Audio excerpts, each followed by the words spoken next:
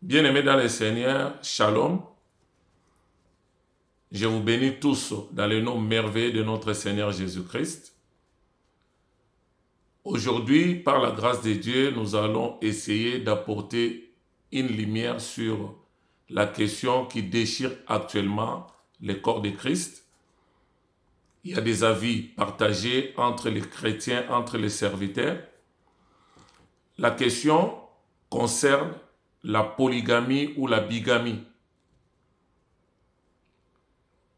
Pour certains, la bigamie ou la polygamie, c'est un péché et la Bible ne l'autorise pas, l'Éternel ne l'autorise pas. Pour d'autres, ce n'est pas un péché et l'Éternel l'autorise. Donc, cela revient à dire, nous devons nous poser cette question: est-ce que la Bible autorise-t-elle la bigamie ou la polygamie? Oui ou non? Mais avant d'arriver ou avant de répondre à cette question, je tiens d'abord à attirer notre attention sur le fonctionnement de Dieu. C'est ça la chose la plus importante que nous devons connaître et nous devons maîtriser. Et nous devons aussi connaître comment Dieu opère dans les différentes dispensations. C'est très important. Parce qu'il y a beaucoup de gens qui font débat sur la polygamie, mais ils ne maîtrisent pas ces éléments de base que je viens d'énumérer.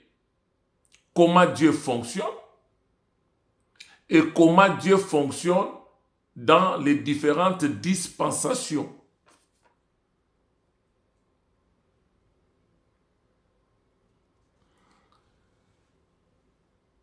Quand nous prenons la première question, Dieu fonctionne avec deux types de volonté. D'un côté, nous avons la volonté parfaite de Dieu, c'est-à-dire la pensée originelle de notre Créateur. Et de l'autre côté, nous avons la volonté permissive de Dieu.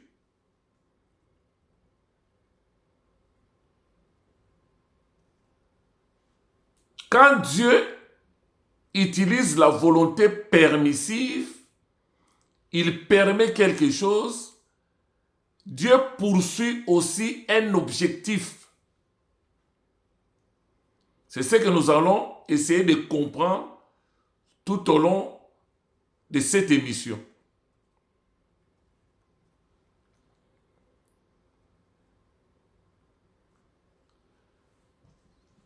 Nous prenons Genèse au chapitre 2, le verset 18.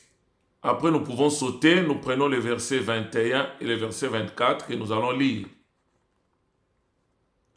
L'Éternel dit, il n'est pas bon que l'homme soit seul. Je lui ferai une aide semblable à lui.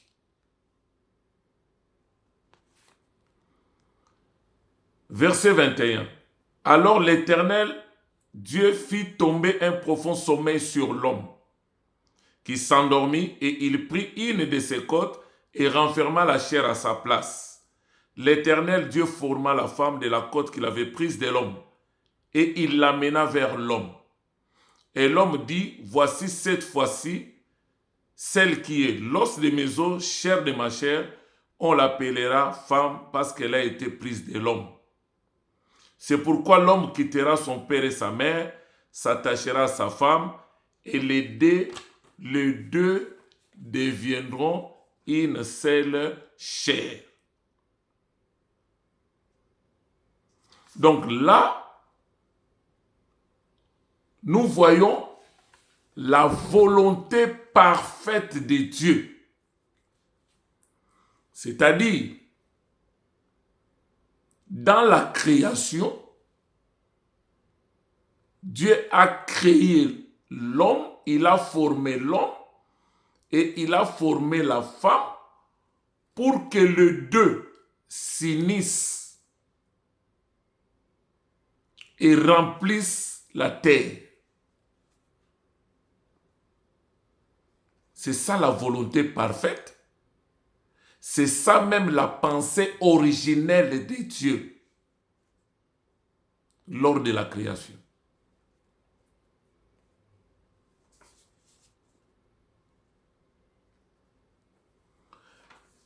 Maintenant, c'est après la chute de l'homme, c'est-à-dire quand l'homme a péché, c'est là où nous voyons l'intervention de la volonté permissive de Dieu dans la vie des hommes.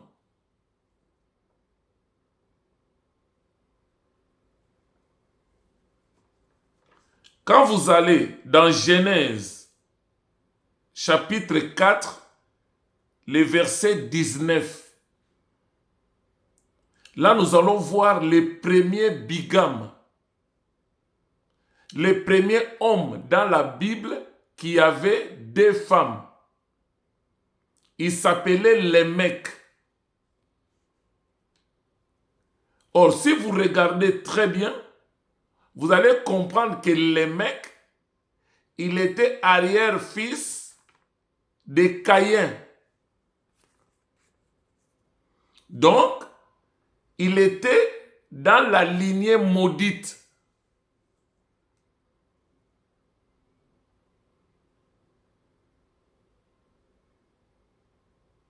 Donc, le premier bigame est issu de la lignée maudite, la lignée de Caïn. Ce n'est pas de la lignée d'abord de Seth.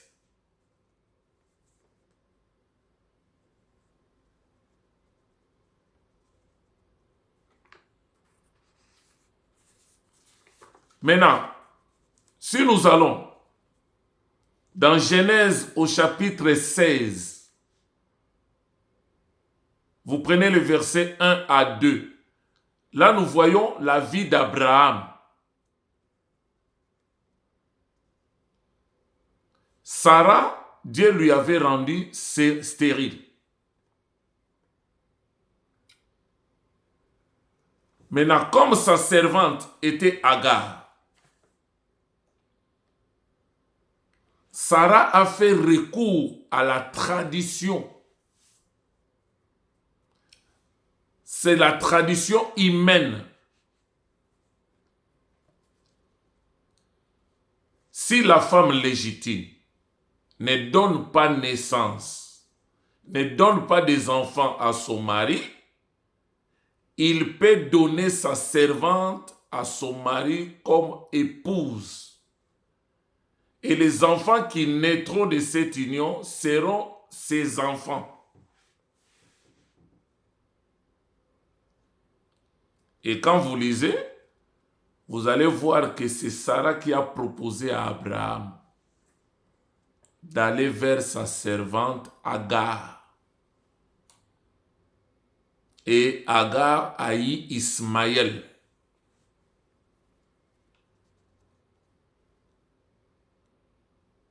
Des fois, on peut se poser la question. Au moment où Sarah proposait à Abraham de faire recours à la tradition, pourquoi Dieu n'est pas intervenu pour dire à Abraham non? Et Dieu a laissé. C'est là où nous parlons de la volonté permissive de Dieu. Il y a certaines choses, Dieu permet pour nous enseigner quelque chose, Il y a des choses où il permet pour nous amener à comprendre certaines choses. Il y a des fois, il permet pour nous amener à nous corriger. Il peut permettre certaines choses pour nous amener à prendre conscience de certaines choses.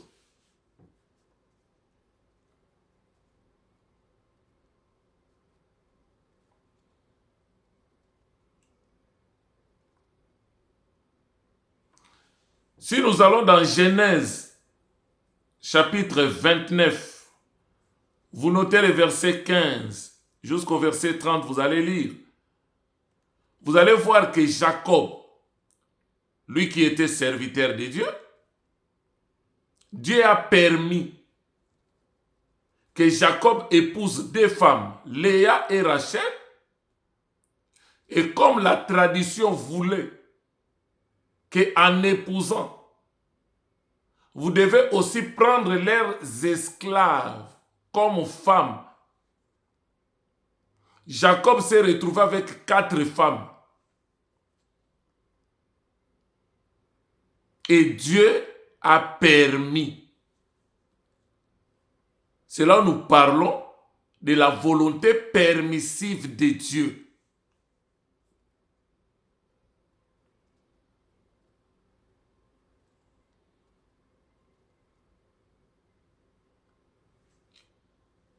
Quand nous allons dans 2 Samuel, chapitre 12, le verset 8, là nous voyons l'histoire de David, l'homme selon le cœur de Dieu. Lui qui avait déjà plusieurs femmes, il a convoité la femme de son soldat Iri. Il est allé jusqu'à tuer Iri pour prendre sa femme. Maintenant, quand Dieu reproche David par la bouche de son prophète Nathan, Dieu lui a dit, je t'ai donné le royaume, qui était à Saül.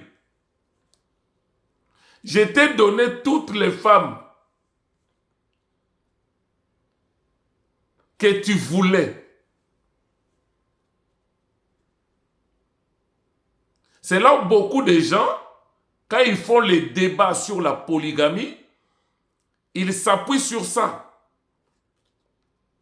Que si la Bible, ou si Dieu n'autorise pas, n'accepte pas la polygamie, mais comment Dieu pouvait dire à David que je t'ai donné toutes les femmes que tu voulais?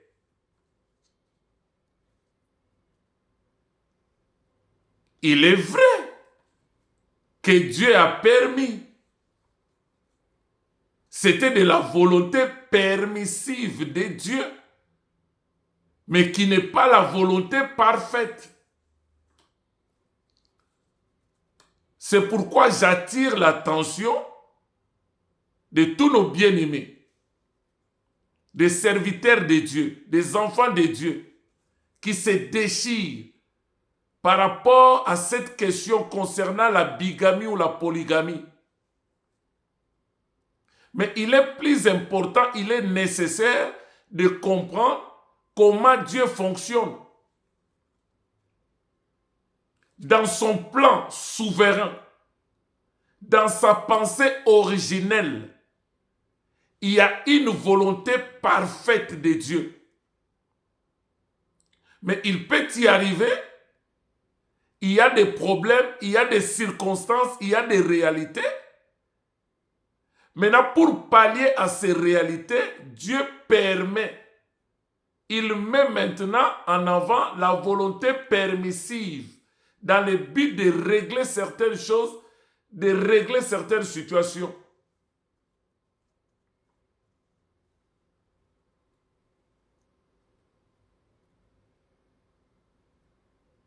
Quand vous prenez Salomon,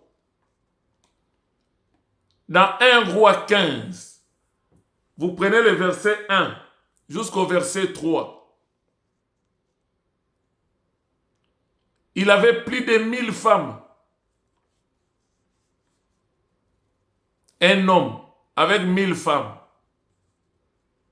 Et parmi ces femmes, la majorité, c'était des étrangères. C'était un serviteur de Dieu, en qui Dieu avait doté la sagesse et l'intelligence pour diriger son peuple.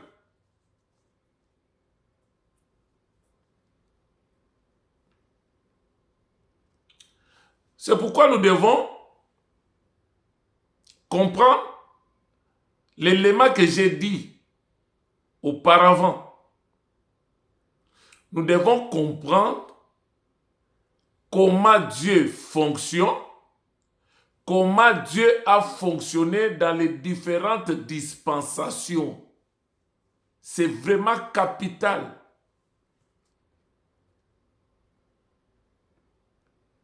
Depuis Adam, à sa chute, jusqu'à Moïse, on appelle ça la dispensation avant la loi.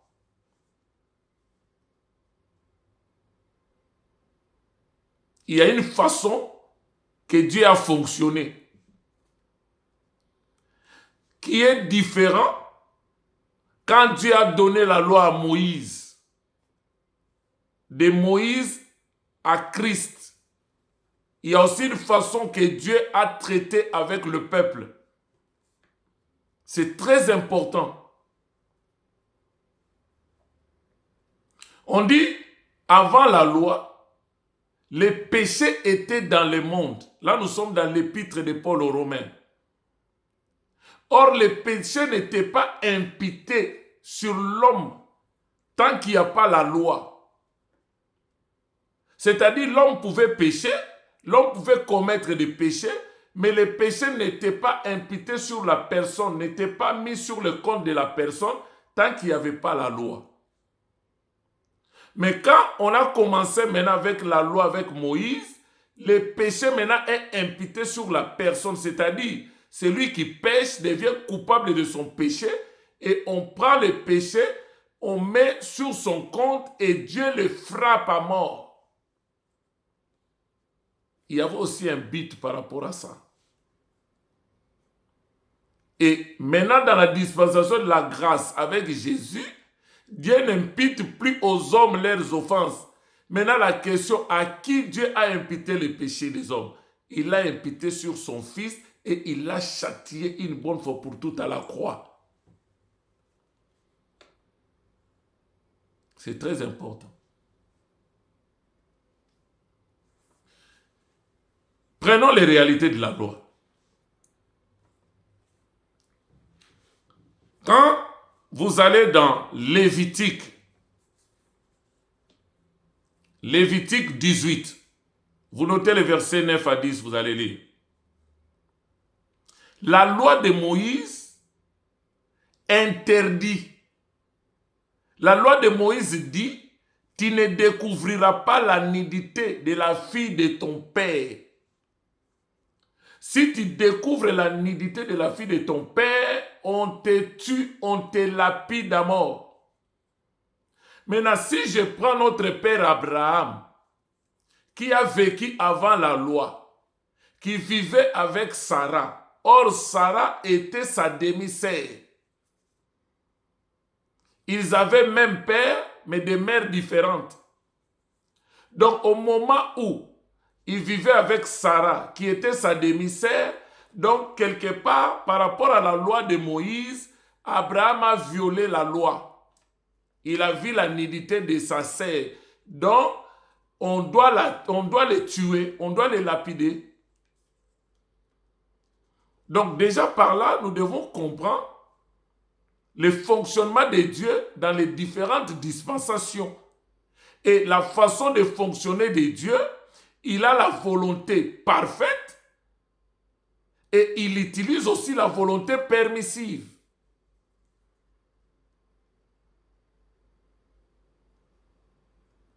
Donc Abraham, dans la loi de Moïse, dans la dispensation de la loi, on doit les lapider à mort.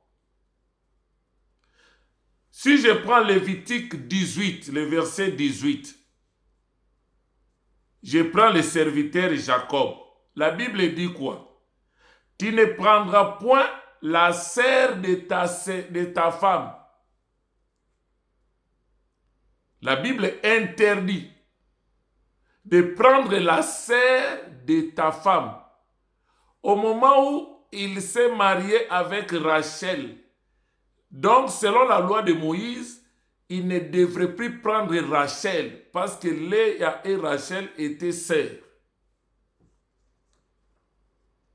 Donc si nous prenons Jacob, nous le ramenons dans la loi, dans la dispensation de la loi de Moïse, il sera mis à mort. On va le lapider. Il a violé la loi. Si nous prenons Deutéronome 7, le verset 3, et Exode, chapitre 34, le verset 16, la Bible dit, tu ne prendras point de femme étrangère. Tu ne donneras pas à tes fils de femmes étrangères, ni à tes filles des hommes étrangers, de peur qu'ils se détournent de moi l'Éternel, qui commencent à adorer les dieux étrangers. Dieu interdit ça.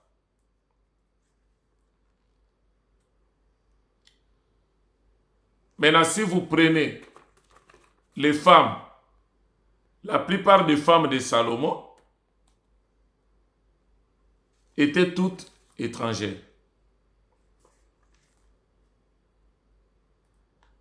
Donc, par rapport à la loi, nous dirons que Salomon a transgressé la loi. Donc, lui aussi sera mis à mort.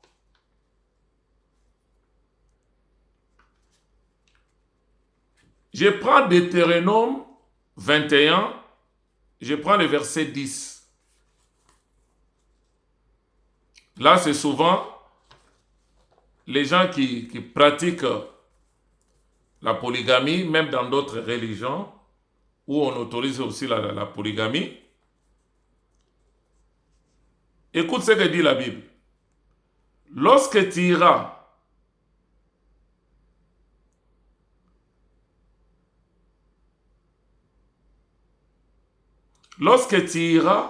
à la guerre contre tes ennemis, si l'Éternel les livre entre tes mains, et que tu leur fasses des prisonniers, peut-être verras-tu parmi les captives une femme belle de figure, et tu aurais le désir de la prendre pour femme, c'est-à-dire pour pouvoir la prendre comme une deuxième femme.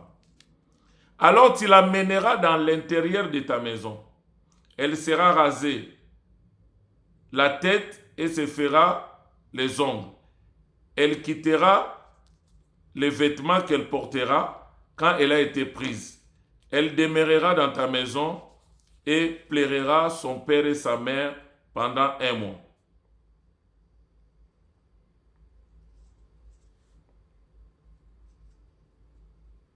Attends, je vais chercher encore un autre verset là.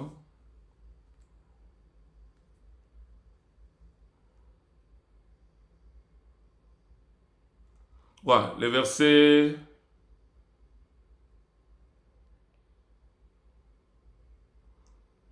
Là, on dit, si vous prenez une autre femme, c'est-à-dire quand vous prenez la deuxième femme, vous n'enlèverez pas les droits de la première femme. Ils ont énuméré 3 choses que vous ne devez pas enlever de la première femme. Ses droits à la nourriture, ses droits aux vêtements et ses droits conjugaux. Et le 4e, la Bible demande, il faut aimer ces femmes de la même manière. essayons maintenant de réfléchir ensemble par rapport aux conditions que la Bible donne pour quelqu'un qui veut prendre une deuxième femme. La Bible dit, tu n'enlèveras pas les droits de la première femme en nourriture. C'est-à-dire, je donne un exemple simple. Si par mois, tu lui donnais 1000 euros pour la nourriture, quand vous prenez la deuxième femme, vous n'allez pas réduire ce montant. Vous continuerez à lui donner les 1000 euros de la nourriture et vous occupez aussi de votre seconde femme. Deuxième, vous n'enlèverez pas ses droits de vêtements. Si tu lui as acheté des habits, des vêtements tous les mois, tu continueras à les faire. Donc vous ne devez plus dire, chérie, je n'arrive plus parce que tu vois la deuxième femme aussi doit aussi avoir les vêtements, doit aussi avoir la nourriture. Là, vous violez la loi. Maintenant, les deux premières conditions, les hommes riches vont s'en sortir. Et ils ont des moyens, ils ont l'argent. Et ils vont continuer à donner parce qu'ils ont des moyens. Ça peut peut-être attraper les gens qui sont pauvres. Mais la troisième condition, les droits conjugaux, c'est là où il y a un piège. C'est là où beaucoup de gens ne comprennent pas. Quand on dit, vous n'enlèverez pas les droits conjugaux de la première femme. Je donne un exemple simple. Quand vous étiez avec cette femme, tu dormais 7 jours sur 7 chez elle. Tu mangeais tous les jours chez elle. Tu dormais avec elle. Donc cela revient à dire, dormir avec elle, ce sont ses droits conjugaux. Faire l'amour avec elle, ce sont ses droits conjugaux. En prenant la deuxième femme, vous n'enlèverez pas les droits conjugaux de la première femme. Vous n'allez pas lui dire, je dois commencer maintenant à dormir avec toi 4 jours et 3 jours, je donne aussi à la deuxième femme. Là, vous avez transgressé la loi. Là, vous n'avez pas rempli les conditions. Donc, en d'autres termes, les conditions qu'on donne, c'est comme la Bible. Quand Dieu a donné la loi aux enfants d'Israël par le biais de Moïse, le peuple a acclamé pour dire l'Éternel nous a visités. L'Éternel nous a bénis. Voilà maintenant l'Éternel nous donne maintenant des lois et des préceptes. La façon maintenant nous devons vivre, nous devons nous conduire. Mais quand vous suivez au fond, Dieu n'a pas donné la loi pour que les hommes accomplissent parfaitement la loi. Parce que dans Romains 7, la Bible est claire. La loi est sainte. La loi est spirituelle. La loi est parfaite. La loi est bonne. Mais Dieu a pris. Il l'a donné à l'homme charnel. Quelque chose qui est bon. Il a donné à l'homme charnel quelque chose qui est spirituel. Il a donné à l'homme charnel quelque chose qui est parfait. Ce n'est pas pour qu'il accomplisse, mais c'était pour que l'homme voie son incapacité d'accomplir les exigences de Dieu, les exigences de la loi, pour implorer la miséricorde et la grâce de Dieu pour que la grâce vienne. C'est ça le but ultime de la loi. c'est pour nous dire, si Dieu laisse sa volonté parfaite et il met à la disposition des hommes la volonté permissive, c'est pour pallier à une situation. C'est pour essayer de régler une situation. C'est pour essayer peut-être de corriger les gens. Mais des fois, nous ne comprenons pas.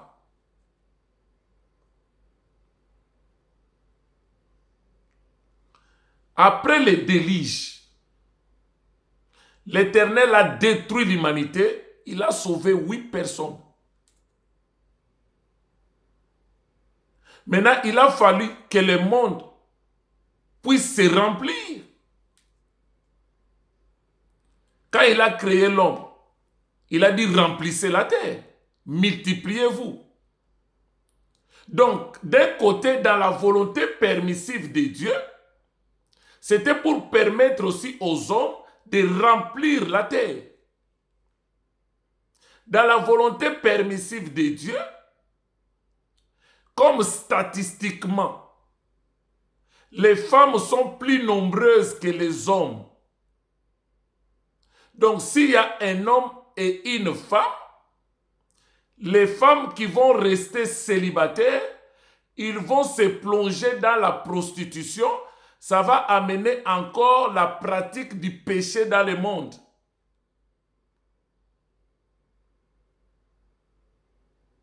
Il y a d'autres femmes qui finiront par devenir des esclaves. Donc c'était pour essayer de pallier à une certaine situation.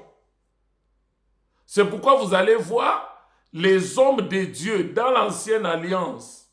Ils ont servi Dieu, ils étaient bigames, ils étaient polygames.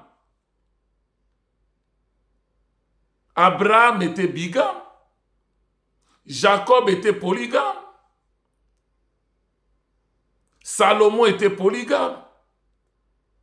C'est ce qui prête des fois la confusion parmi les enfants de Dieu et ça commence à déchirer l'Église, corps de Christ.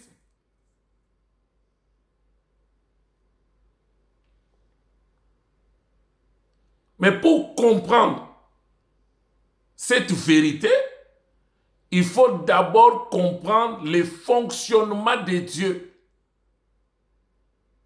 Il y a la volonté parfaite de Dieu, ce qui a arrêté dans sa souveraineté, selon la pensée originelle de Dieu. Et des fois, Dieu peut accéder à la volonté permissive pour essayer de régler certaines choses.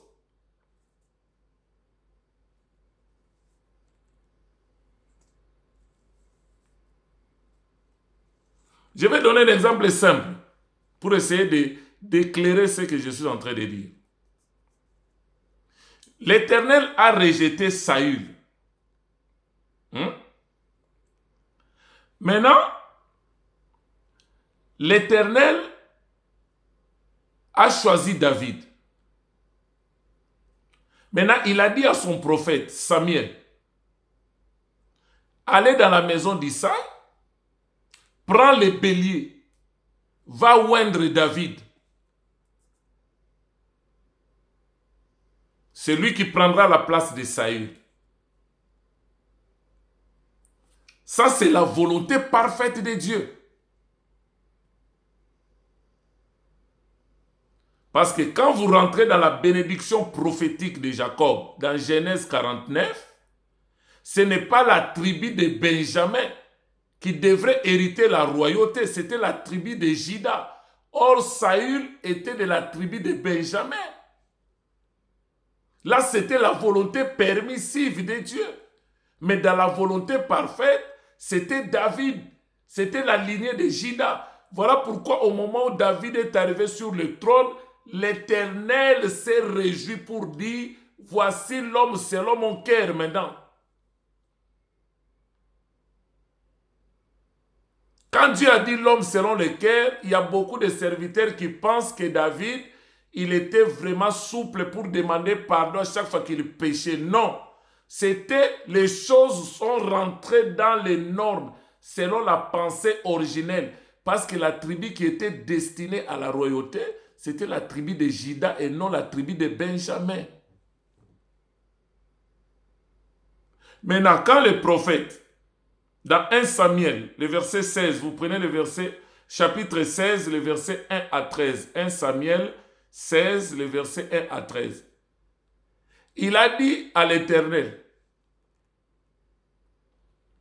si je vais dans la maison d'Isaïe, j'amène les béliers et que je croise le roi Saül, automatiquement, quand il verra les béliers, il saura que je suis en train de oindre quelqu'un pour lui remplacer comme futur roi. Il va me tuer. Mais qu'est-ce que l'Éternel a dit à son serviteur? Il dit, comme il en est ainsi, tu ne prendras pas les béliers, mais tu prendras une génisse. Maintenant, si le roi te demande, où vas-tu? Ne lui dis pas que tu es allé maintenant pour oindre David à sa place, mais tu diras seulement que ton serviteur est parti pour faire un sacrifice à l'Éternel. Donc là, nous pouvons dire que Dieu, il apprend à son prophète de mentir. Effectivement, il lui dit de ne pas dire la vérité à Saül. Et ça, ce n'est pas la volonté parfaite, c'est la volonté permissive. Est-ce que cela veut dire que Dieu approuve les mensonges? Loin de là.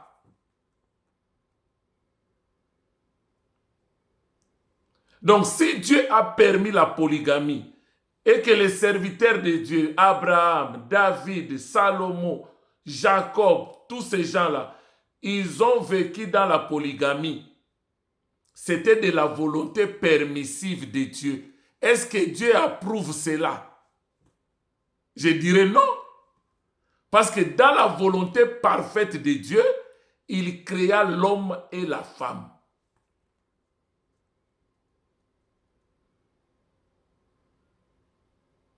Est-ce que la volonté permissive de Dieu, c'est un péché? Loin de là.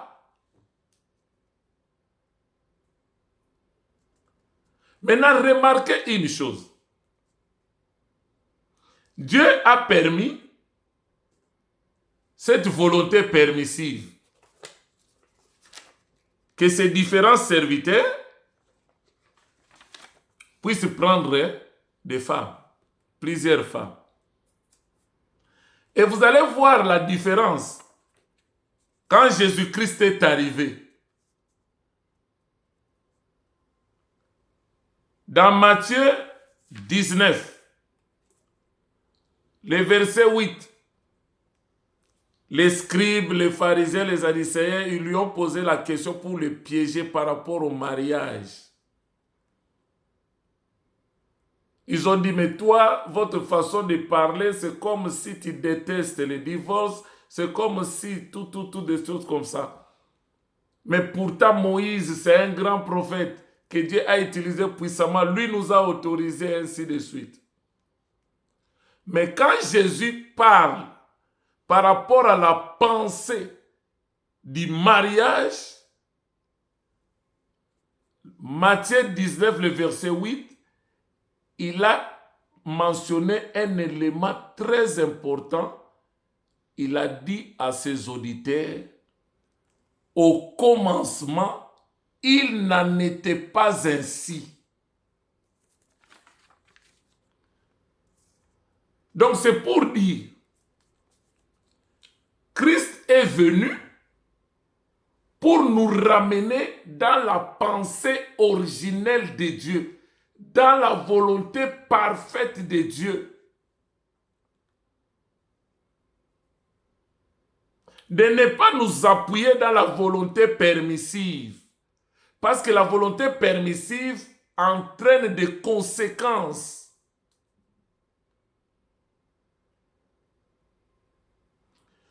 Si vous réveillez Abraham aujourd'hui, lui que Dieu avait permis d'aller vers sa servante Agar et avoir Ismaël. Mais si Abraham aujourd'hui, il regarde les dégâts que cette volonté permissive de Dieu a amené dans le monde à partir de lui, les conflits israélo-palestiniens, comment les gens sont tués, comment les enfants sont bombardés, comment il y a des vies d'un côté et de l'autre. Abraham allait renoncer à la proposition de Sarah. C'est les conséquences de la volonté permissive qui doivent nous enseigner à rester ou à retourner dans la volonté parfaite de Dieu.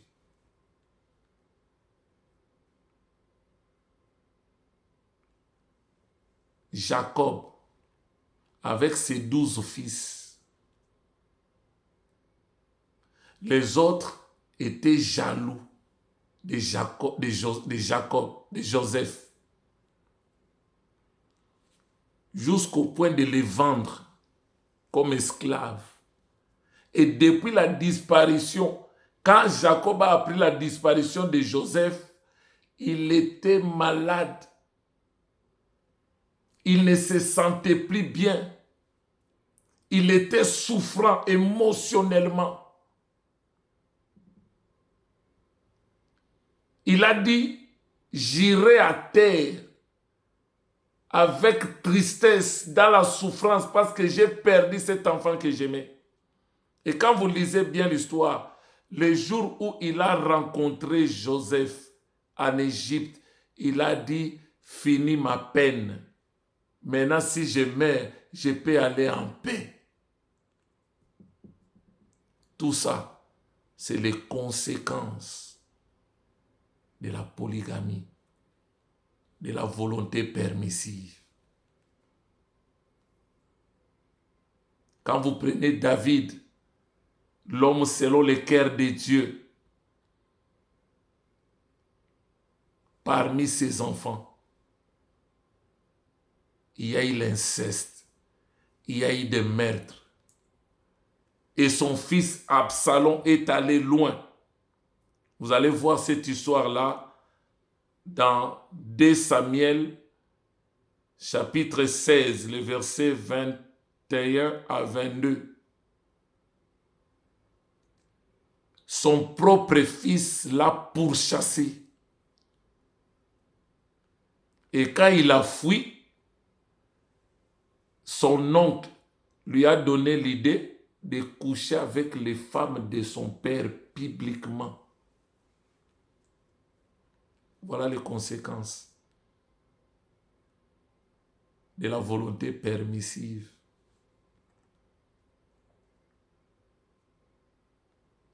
Salomon, quand vous prenez dans 1 roi 11,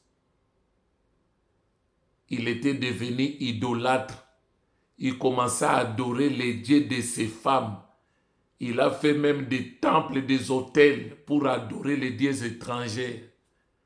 Les dieux étrangers à cause des femmes étrangères qu'il avait prises, que Dieu avait permis dans la volonté permissive de Dieu. Il a fini par devenir idolâtre. La Bible nous dit, tout m'est permis, mais tout n'est pas utile. Tout m'est permis, mais tout n'édifie pas. Mieux vaut faire quelque chose qui t'édifie, qui bâtit ta vie spirituelle, qui te ramène dans la pensée originelle de Dieu. Jésus a dit, au commencement, il n'en était pas ainsi.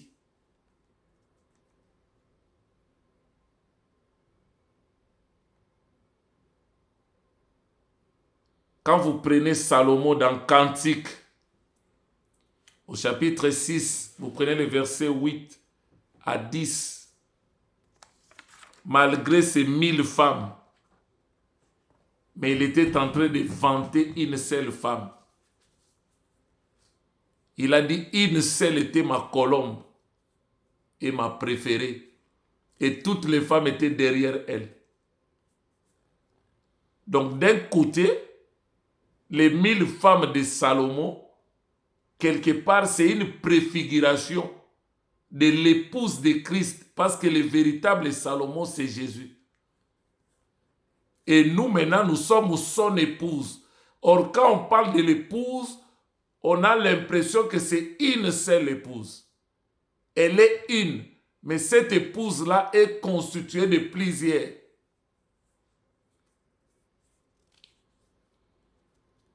Donc, c'est pour nous dire, en conclusion,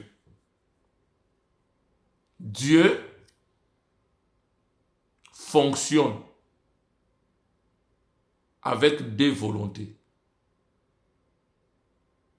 Premièrement, il y a la volonté parfaite de Dieu, comme il a prévu que les choses soient dans sa pensée originelle.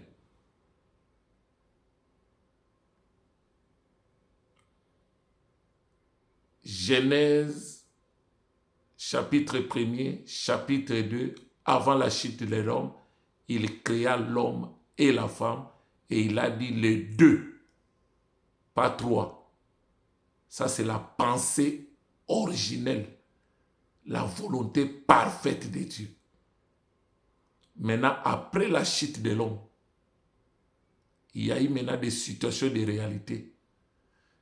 Maintenant, il y a des cas où Dieu utilise la volonté permissive pour répondre à certaines questions, pour résoudre certains problèmes, pour essayer d'amener la personne à prendre conscience. Donc, quand nous regardons tout ce qui est arrivé à ces serviteurs que Dieu, dans sa volonté permissive, avait permis de vivre dans la polygamie, dans la bigamie, nous pouvons tirer une leçon et souhaiter à ce que nous restons dans la volonté parfaite de Dieu.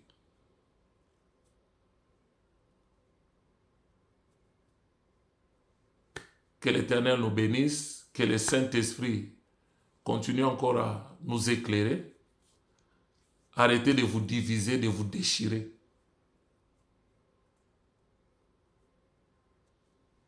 N'oubliez pas de vous abonner dans notre chaîne La Bonne Nouvelle TV.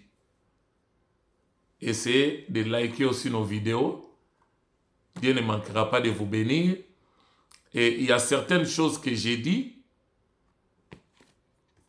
Il y a quelques détails qui se trouvent dans ces merveilleux livres que j'avais écrits sur poser les fondements. Donc c'est vraiment un livre très riche et celui qui en a besoin pouvait passer la commande et je ne manquerai pas de faire le plaisir de vous l'envoyer, même par la voie postale. Que l'Éternel nous bénisse, soyez vraiment bénis. Donc, arrêtez de vous déchirer. L'Éternel fonctionne avec la volonté parfaite et la volonté permissive. Jésus est venu, c'était pour nous ramener dans la volonté parfaite de Dieu. C'est pourquoi il a dit, au commencement, il n'en était pas ainsi. Donc c'est pour dire, il y a eu des choses qui sont arrivées après la chute de l'homme. Mais si moi, Jésus, je suis venu, c'est pour vous ramener dans la pensée originelle de Dieu. C'est pour vous ramener vraiment à rester beaucoup plus dans la volonté parfaite de Dieu que de prendre plaisir dans la volonté permissive. Que Dieu nous bénisse.